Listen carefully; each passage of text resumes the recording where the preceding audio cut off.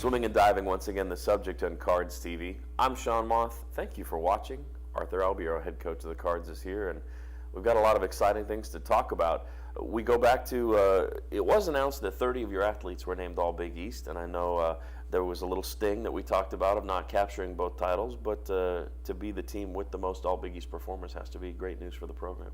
It is, and it's another marker. You know, it's just something else that we're measured by, and I think it shows. We had the people, we had the performances, you know, and we walked away proud of the effort that we put forth. We go to NCAA selection, and it starts out with the women, and you get 3 young ladies that get the call. You also get 2 of those young ladies, Giselka and Tanya, with 2 events apiece. Right. So exciting for them. And Fanny Lillestrom, we talk about final qualifiers. Yeah. She qualified at a final qualifier, and as a senior, that's got to be really exciting for her. It is, and we were thrilled for her, and that was definitely one of those, when that moment, when that swim happened, Sean, it's giving me goosebumps, because that's why we do this. Yeah. You know, and to see as a senior on the, I mean, that was her last shot. Yeah.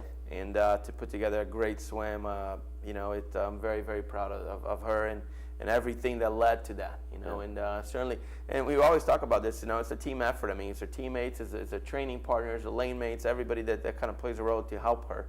And she was the first one to acknowledge that. So very happy for her. It's kind of like, you know, it's a new start. First thing is to get there. Once you're there, anything can happen. Sure. And, you know, I think she's got that mindset right now. And I know with Tanya and Giselle, you have a couple of swimmers that are both underclassmen that both have performed at a high level all year long.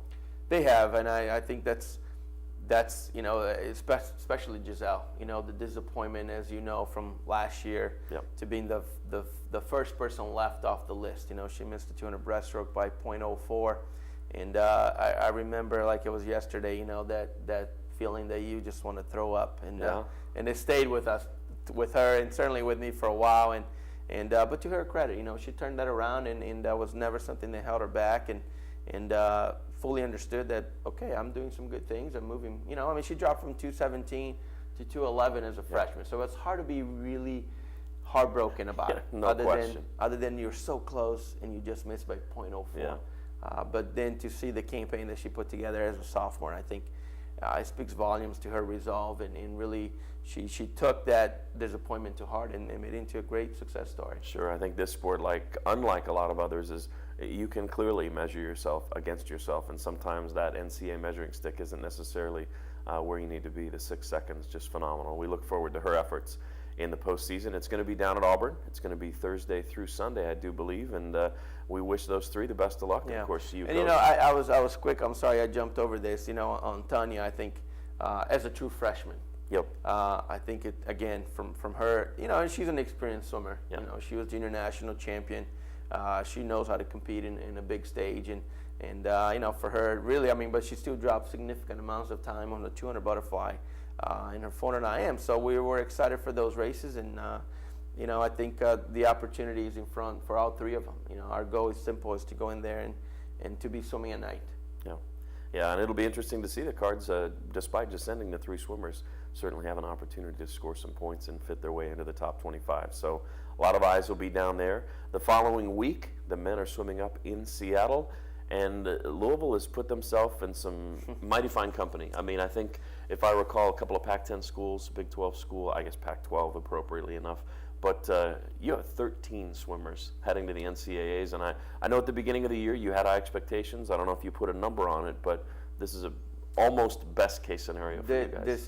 This is, and we feel very blessed, very thankful that you know, we played the cards right, and you know, Sean, I mean, when you look at it, we made some decisions at Big East that we really felt we wanted to make sure our relays were in a position to qualify for NCAAs, and when you look at it, our 200 free relay qualified 12th. That was the final spot, and our 200 medley relay, we felt pretty comfortable early on. We snuck in also at 12, and looking back at it, some of the decisions, the personnel that we had to make going into the Big East, you know, it was about that. It was about setting up ourselves and for the best relays and get guys at NCAAs. Yeah. And you know, and again, no excuse. I think it might have changed a little bit of what our team would have looked like if it was, you know, standing alone Big East. But you know, I don't regret those decisions, and I think as a team we understood those decisions.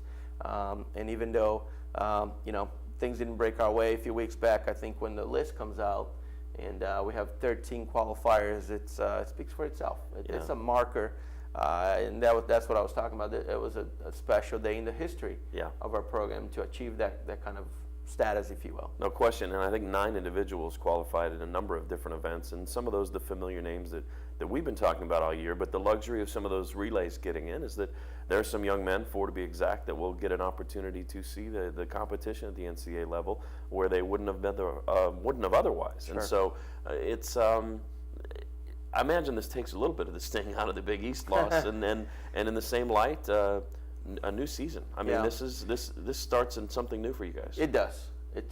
You just touched on it. It's a fresh start, and we use a little bit of a knowledge that that was stage one. Stage one is to get guys to the meet.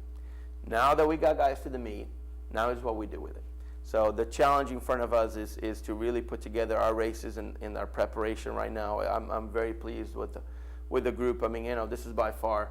It's different when you have, this is the week leading up to NCAAs and you have, 17 people in the water. I say 17 because we're going to bring an alternate for one of our relays and he earned the opportunity to be in that leg. Again, one of those decisions that we have to make, based on the Big East competition. And, here's a young man that should have been on our 400 medley relay, and Aaron Young. So we're excited about all these new variables, but the biggest thing, with a little bit of experience, having been to this meet a couple times here, once you're there, and really if you look at the men's field, it took 17 individual events. That's it. You had to be top 17 in your event in the country to be selected, and we had a number of our guys selected. So what it means is the opportunities are there for us to really score some points and ultimately, achieve one of our long-standing goals in the program, which is to be top 10. That's nothing new.